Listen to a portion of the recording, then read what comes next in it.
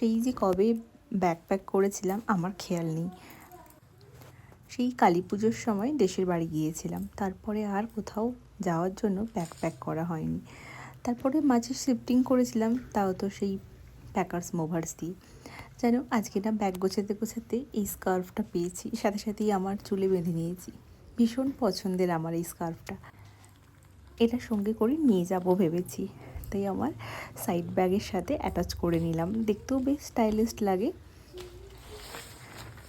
আর এই ছোট্ট ভিআইপির মধ্যে নিয়েছি আমাদের কিছু পছন্দের জামা কাপড়,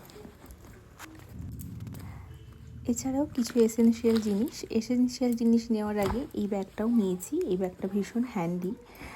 তো ব্যাগের মধ্যে যে জিনিসগুলো রাখা ছিল ওগুলো বের করে রাখলাম।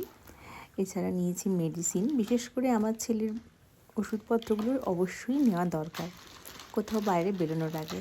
প্লাস আমারও নিজস্ব ওষুধপত্র, সমস্ত কিছু ভালো করে প্যাক করলাম। অনেকটা সময় বসে চিন্তা করে।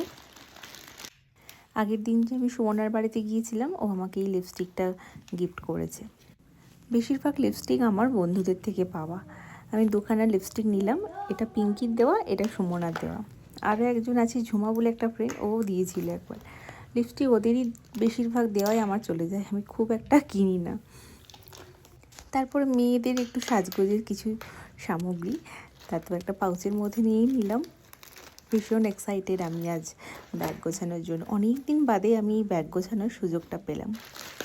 সমস্ত এসেনশিয়াল জিনিস, ইম্পর্ট্যান্ট জিনিস সব কিছু গুছিয়ে নিলাম।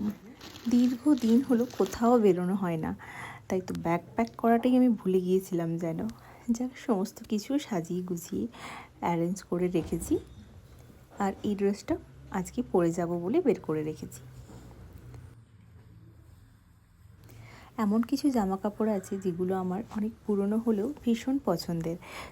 যেগুলো আমার পছন্দের ড্রেস আমি ভীষণভাবে পরি, সাথে খুবই যত্ন করে গুছিয়ে রাখি। যেহেতু একটু বেরোনোর প্ল্যান আছে, তাই জন্য একদমই একটা কমফোর্ট ড্রেস চুজ করেছি ট্রাভেল করার জন্য।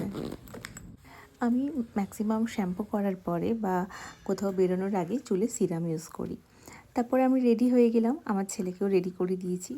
যেহেতু আমরা একটু রাত করেই বেরোচ্ছি, তাই বাড়িতে ডিনারটাও করে নিলাম আর একদম সিম্পল কমফোর্টেবল একটা সাজগোজ করলাম।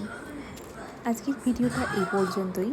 দেখা হচ্ছে নতুন ভিডিও নিয়ে খুব শিগগির। সবাই খুব ভালো থেকো। Bye bye.